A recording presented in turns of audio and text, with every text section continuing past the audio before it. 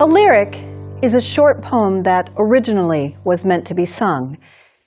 The word comes from the Greek lyre, that ancient stringed instrument played by the musician and poet Orpheus. And this ancient etymology continues to have currency today. We still call the words to a song its lyrics.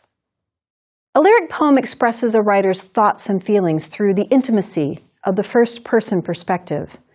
Unlike a ballad or an epic poem, a lyric does not tell a story. It doesn't focus on narrative or logical progressions. Instead, a lyric poem seeks to capture beauty in its brevity. It is also meant to stir strong emotion. The audience of a lyric should be moved to laughter, to tears, to fury, to contentment, or perhaps to introspection. A lyric essay has a lot in common with a lyric poem. Lyric essays link the wholeness of prose to the grace and eloquence of poetry. They are essays that move by association, not by progression, and that accumulate their meaning through fragments. The writer and editor, Deborah Tall, founded a journal called the Seneca Review in the late 1990s, and her journal has been dedicated to publishing lyric essays ever since. In trying to define what a lyric essay is, Tall has said that it jumps from one path of thought to another by way of imagery or connotation, advancing itself by juxtaposition or sidewinding poetic logic. As a result of such sidewinding logic, there is no real resolution in a lyric essay. Even after the last word, the writer is still probing, seeking, and wondering. To read a lyric essay is almost to eavesdrop. The narrator takes on a private, ruminating voice. Take this single sentence from Joan Didion's piece on her recurring migraines, from an essay called In Bed. When I am in a migraine aura, I will drive through red lights, lose the house keys, spill whatever I am holding, lose the ability to focus my eyes or frame coherent sentences, and generally give the appearance of being on drugs or drunk. Even this short excerpt demonstrates that Didion's writing is lyrical. It has cadence. It has lilt. Didion draws on alliteration, drunk and drugs, as well as assonance. I am in a migraine aura. She also uses the staccato rhythms of a series of monosyllabic words. Drive, red, lose, house, keys, spill, eyes, frame, and give. And yet, we readers aren't just listening to the musical qualities of Didion's writing. We've also been swallowed inside the throbbing head of a migraine sufferer. We follow the ferocity of her private pain. The meanderings of her migraine mind jump from red lights to house keys to unfocused eyes and sentences. I want to point out, though, that lyric essayists do more than just meander from one idea to the next. While Didion's voice rambles, she is also reticent and reserved. Unlike a memoir essayist whose voice hinges on confessionality, on painful probes into the past, the lyric essayist is often coy or even shy. He's hesitant to fill in all of the blanks, in part because he's unsure about what these blanks hold. So what constitutes a lyric essay? Well, it's musical, it follows a meandering mind, and it is often reticent. One final quality is how it creates a certain sustained mood. For instance, the writer John Diagata, in an essay called Round Trip, is unsparing when sizing up a bus driver's attempt at doubling as an amateur tour guide. This is a lyric essay about a visit to the Hoover Dam. It's a trip made with his family members while being trapped on a 6-hour bus ride without air conditioning. Diagata writes, "The driver's words emit circles, whip bubbles around our heads. His sentences wrap around the bus and greet themselves in midair. All the way to the dam, the bus rumbles inside this cloud. The tour transforms into a silent, scratchy film that is slowly flitting backwards through frames of older dreams." Diagata is paying allegiance to the facts of his experience on this trip. He really was on a sweltering bus for 6 hours, and his bus driver really did double as his tour guide. But Diagata also withholds basic information, such as where they were and what they were looking at, which the bus driver must have explained as they passed by. Instead, Diagata silences this information by turning it into metaphoric circles and bubbles that form a cloud around the bus. And that's because, in a lyric essay, it's not just the facts that matter, the what. It's also the mood of the writing, its sensibility, the how. Diagata's mood is humorous and poignant, suggesting that the monuments and gift shops on this tour are as fleeting and as drained of emotional immediacy as a silent, scratchy film flitting backwards through frames of older dreams. So the lyric essay's dependence on gaps and skips aligns it with the workings of human memory. And the workings of human memory are closer to poetry than to prose. That makes the lyric essay well suited to exploring human recollection. The writer Patricia Hampl says, "The chaotic lyric impulse, not the smooth drive of plot, is the engine of memory. Flashes of half-forgotten moments flare up from their recesses. The ember-red tip of a cigarette at night on a dock, the lake, still as soup, or a patch of remembered song unhinged from its narrative moorings. These are like shards glinting in the dust." To understand better what I'm getting at about how the movement of a lyric essay is like a stone skipping across the water, I want you to take a moment and try the following exercise. All of us have recollections that define how we came to be our current selves, from our earliest memories to our school days and teenage years, to the memories we carry with us from our entry into the workforce, or from when we fell in love, or from the birth of a child. So start by going back to your earliest memory. Now for me, that's age 3, and I'm crawling down the stairs. I'm sitting on them one by one as I go. There's a stiff cast on my left leg, stretching from my ankle to my hip. It's hard going, and with each slide of my bottom to the next step, I'm holding on tightly to the cold metal spindles. I'm wearing a dress that my mom sewed for me, a striped red and white sundress with little panda bears dotted here and there. And it's really, really hot. Our house isn't air-conditioned, so the air is close and I'm sweating. If I wanted to, I could develop this one image into a story of how and why I broke my leg at age 3. But if I'm true to my memory, I actually cannot. In the shoebox of my mind, I have only 3 flashes of recollection from this event. Me as I struggled down the stairs, and then 2 more. The second is the face of the nurse who held my hand while the emergency room doctor attended to my leg. Apparently, the doctor felt he needed to set the bones immediately before my lunch could digest, meaning he could not safely put me under. So he snapped my tibia back together without any anesthetic. And I still see the face of the nurse who bent over me while he did it. She had short, dark hair, a nurse's cap, and black cat's eye glasses that were popular in the 1960s. And while the nurse didn't smile, her face was kind, soft about the mouth and eyes. Then I do have a third and final image from breaking my leg, when another doctor took the cast off. Weeks and weeks later, I sat on a gurney, or maybe it was a hospital bed, my legs sticking straight out. And this guy in a white lab coat came at me with a whizzing pizza cutter. I was sure he was going to slice my leg in half, but he didn't. The blade didn't even tickle. And then the 2 halves of the plaster cast fell away, and my little puckered leg was as shriveled as a raisin. Now, I could string these 3 images together into an essay about how I broke my leg when I was 3 years old. Because, of course, I've been told how it happened. I was on my tricycle, going too fast on a downward sloping sidewalk. I panicked and took my feet from the pedals. My left toes got caught in the spokes of the front wheel, and I was flung over the handlebars onto the neighbor's big green lawn. But I don't remember any of that. So the memory shards I have don't actually tell a story. They're about brute frustration, pure agony, and fear.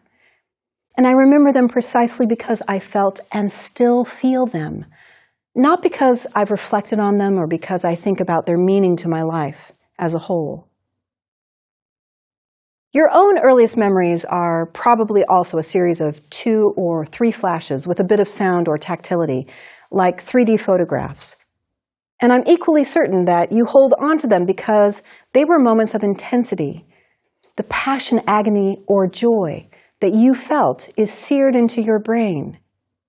And the trick of forming a lyric essay out of such memories would be to take these glinting shards and write each discrete image into its own rare shape and sound. The point wouldn't be to string these memory flashes together like beads on a necklace. Instead, it would be to think of your words as individual notes that come to form a sequence, allowing your readers to grasp the melody of your piece. The essayist Judith Kitchen has said, outside of the music test, beyond the intimacy test, a lyric essay should apply the test of wholeness. Its aim, not meaning, but being, and in the fullness of its being, revealing at least something of meaning. Now, because turning fragments into a cohesive whole might seem like a difficult task, let's turn our attention to a concrete example of a highly successful lyrical essay. It's written by one of my former students, a young man named Benedict O'Connor, and his glinting shards of memory can help us understand how you might create a whole that doesn't come through a logical progression. Benedict's essay is lyrical precisely because it's poetic. It's not narrative, persuasive, or reflective. He's not interested in building an argument or walking through a sequence. Instead, he wants to craft a mosaic. Each section of his piece forms a separate tile of thought and sound. He pays close attention to rhythm and rhyme, as well as metaphoric comparisons and sense-based descriptions. And by the end of the essay, these snap into focus as a single striking picture. The name of his essay is Alone, and it consists of 7 parts. I'm going to read all 7 sections because the piece isn't very long, but even more importantly, I think you need to see all of the tiles together if his mosaic is going to form a whole picture. So here we go. Alone, by Benedict O'Connor. As I walk down a trail lined with young firs, their limbs grasping for the path, I brush their soft, rough needles with my hands and cheeks. It's growing dark in this wooded park. The full moon's spinning wheel sits behind woolen clouds, so I cannot see the roots and rocks along the ground, and the path gapes silently before me. Yet I do not try to watch my step. My 7-year sambas have walked this path many times before. Their tread is bare, their rubber thin and flexible as a moccasin. Through them, I feel the path. These mirrored souls do not stumble in the darkness, but carry me on steadily. I lie with my lover in a twin-sized bed, looping limbs with her like loosely knotted yarn. She says I smell of heat. She says I smell of warmth. Her backside is cold, but her inner thigh is warm. Our breath fuses, our exhalations rise and fall in sync. I want to keep her time, raising my belly and making it fall with hers. Our breath curls together, unfurling across our faces and necks. We pass our breath back and forth, then fall out of time. Going to sleep, we unlock our limbs, and turning away from each other, we touch tailbones.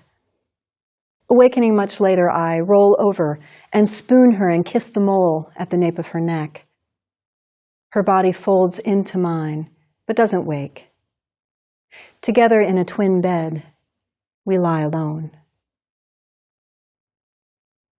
As I drive through the night, the stars sink down through the ink of the sky. The dark road is lit by my headlights.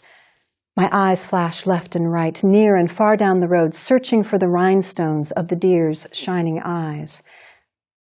Through my knuckles wrapped round the wheel, I feel the old engine shifting gears. My eyes keep searching, straining as I am carried through the night. The fir pines that line the road, that hide the kamikaze deer, they stand tall, an invisible string pulling them toward the sinking stars. And through the speakers, Cohen sings, "And Jesus was a sailor when he walked upon the water, and he spent a long time watching from his lonely wooden tower. And when he knew for certain only drowning men could see him, he said, 'All men will be sailors then, until the sea shall free them.'" I sit on a beach and sink my bare feet into the coarse river sand. As the sand slips between my fingers, I remember my childhood mind and how it felt to sift the sandbox sand. As a child, you believe in your parents as you believe in God, as you believe in all the complex simplicity of the visible, invisible world. As a child, you are not separate from water or wind as pebbles are separate from each other. You and the water are like grains of sand among the sand, grains that sift apart through fingers, yes, but held close to the eye, grains that curl against each other, together and sleeping.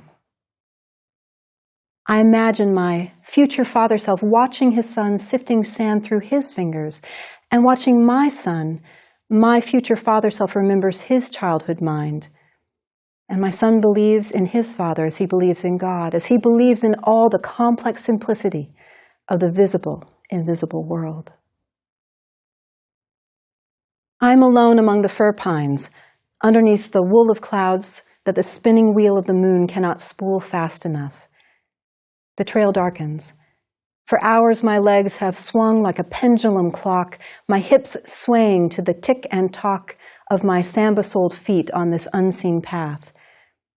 But it's dark, and I am alone, and I also fear that I am not alone, that there's something in the darkness to shatter my solitude. And then I fear that maybe I'm the one intruding on this solitude of silence with my patterned steps. Yet my feet guide me on. Through the grasping pines, I see the light thrown by the windows of a house with a white pickup truck sitting outside. And in my head, Cohen sings, "And who in brave ascent, who by accident, who in solitude, who in this mirror, and who shall I say is calling?"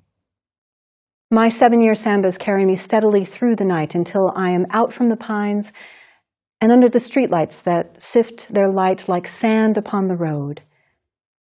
The road I take back to my single-windowed room. I will call my lover to come over, and I will lie unlettered with her. Then, as now, I will still be alone. So over these 7 sections, Benedict's lyric essay accumulates the somatic and psychic feelings of solitude. When we walk in the dark woods with him, we sift sand, spoon a lover, listen to Leonard Cohen, and drive through the night with him, watching for deer. Each tile of this mosaic is vivid and palpable, creating a vision of the whole once we come to the end. If we think more precisely about how certain elements make a lyric essay lyrical, we see that Benedict's voice is both meandering and yet reticent. Initially, his meandering is literal, as we walk alongside him in his 7-year sambas. But this meandering becomes metaphoric, as Benedict transitions from striding down a dark path to striding in and out of life's experiences, driving or sleeping or listening to the radio. He also creates an interesting thematic tension between walking, which gives him the agency of movement and activity, and the essay's focus on solitude, which Benedict cannot seem to shake no matter what he does or whom he's with. Benedict also meanders in and out through certain phrases and images: the spinning wheel of the moon, the white truck, the invisible string, the dark fir pines and the spooning lovers, and also in the repetition of certain phrases such as "you believe in your parents as you believe in God, as you believe in all the complex simplicity of the visible, invisible world." In this way, Benedict weaves a complex whole and creates a mood and a sound for what it means for him to be alone. Benedict's voice is also a reticent one. While threading together a coherent picture of his feelings of separation and seclusion, he doesn't tell us whether he appreciates being alone or whether he believes it's a loss of human connection. At times, his imagery suggests that there's beauty in solitude, as when Benedict imagines his future father self, or when he visits the student sanctuary in the woods. Other times, though, he is fearful, the lonely fear of hitting a deer on a dark road, and that his window pane will be shattered by a rock. And then there are the times when he is melancholy, as when he's sleeping with his lover. Although they are together in a twin bed, they still lie alone. So this lyric essay refuses to be clear about the writer's desire for or rejection of being alone. And so the essence of the piece is its contradictions. Solitude is productive, and solitude is damaging. Also, I want you to sense how the music of this essay is slow and soft, sometimes somber and sometimes aching in its loveliness. Note Benedict's repeated use of alliteration to draw on soft consonants. He also connects quiet sounds such as wheel and woolen and fuses and falls, as well as the soft phrases shoes souls and silences solitude. In addition, his use of assonance formed around repeated N's and M's, such as pines and line or rhinestones and shining, is also soft and muted. And then Benedict's parallel constructions form a slow backbeat to the piece as a whole, like a scab, like a scar, or she says I smell of heat, she says I smell of warmth. Taken together, these musical elements create a cadence that is both melancholy and yet contemplative, anxious and yet at peace. The real gift of the lyric essay is its ability to contain emotional multitudes such as these. So let me end this lecture by adding one last layer of complexity to this genre. I've been suggesting that lyrical essays build architectures through association and that they're often plotless. And yet there are lyrical pieces that retain the rough sketch of a plot. I'm going to offer you a short lyric piece that succeeds at telling a brief tale, although there are many gaps and fissures within it. I hope this example speaks to the malleability and ingenuity of this form. It's an essay called Grip, and it is by a writer named Joy Castro, whose work is raw and revealing. Castro writes about her childhood in an abusive home and how it shadows her adult life, particularly as a mother. So here's Grip by Joy Castro. Over the crib in the tiny apartment, there hung a bullet-holed paper target, the size and dark shape of a man, its heart zone, head zone perforated where my aim had torn through. 36 little rips, no strays, centered on spots that would make a man die. Beginner's luck, said the guys at the shooting range, at first. Little lady, they'd said, until the silhouette slid back and farther back. They'd cleared their throats, fallen silent. A bad neighborhood, an infant child, a Ruger GP 357 with speed loader. It's not as morbid as it sounds, a target pinned above a crib. The place was small, the walls already plastered full, with paintings, sketches, pretty leaves, hand-illuminated psychedelic broadsides of poems by my friends. I masking-taped my paper massacre to the only empty space, a door I'd closed to form a wall. When my stepfather got out of prison, he tracked my mother down. He found the city where she'd moved. He broke a basement window and crawled in. She never saw his car halfway up the dark block, stuffed behind a bush. My mother lived. She wouldn't say what happened in the house that night. Cops came, that's what I know. Silent, she hung a screen between that scene and me. It's what a mother does. She lived. As we lived the violence of our years with him, knifed into us like scrimshaw cut in living bone. Carved but alive, we learned to hold our breath, dive deep, bare our teeth to what fed us.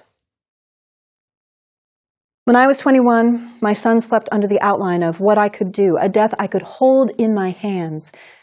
At the time, I'd have denied its locale any meaning, called its placement coincidence, pointing to walls crowded with other kinds of dreams. But that dark torn thing did hang there, its lower edge obscured behind the wooden slats, the flannel duck, the stuffed white bear.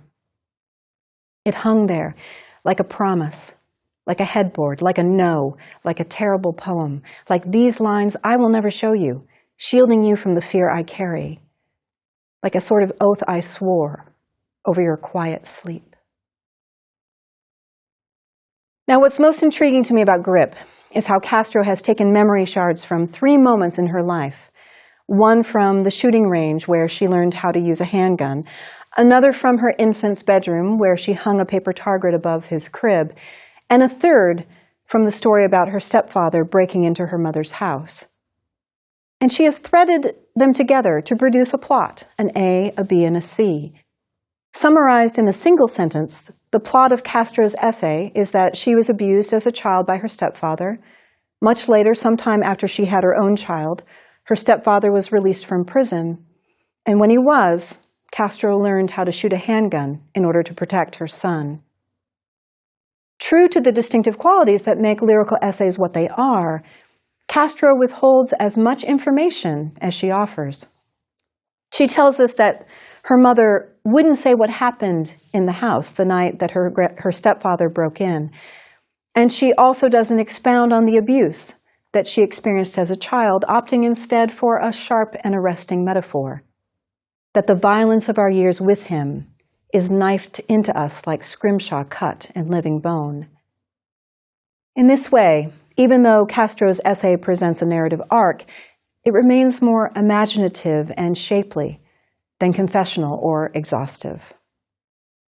Okay, so return to your own earlier memory shards and weave them together with additional memories from 2 other later points in your life. Like Castro with her paper target, try to form a connection among your 3 distinct memories through a common idea or image. Don't worry about being chronological. Your aim is to draw from each memory a vivid impression that will circle around your primary idea or image. And with each memory that you recreate, set a brief scene. Have yourself or another character engage in specific action or dialogue, and work hard to provide descriptive detail, as well as a few well-defined metaphors. After you've written a draft, print it out, and take a pair of scissors and cut your essay into its discrete spots of time. Then rearrange the parts, looking for new patterns as you go. You might find that you'll want to add even more glinting shards of memory to connect back to a common idea or image. Sooner or later, I am confident that you, too, will hear the strains of Orpheus. You will find your individual essay's ideal tune, its lyricism. Or, as Shakespeare's Henry VIII said of listening to Orpheus's lute, "In sweet music is such art that kills care and grief of heart."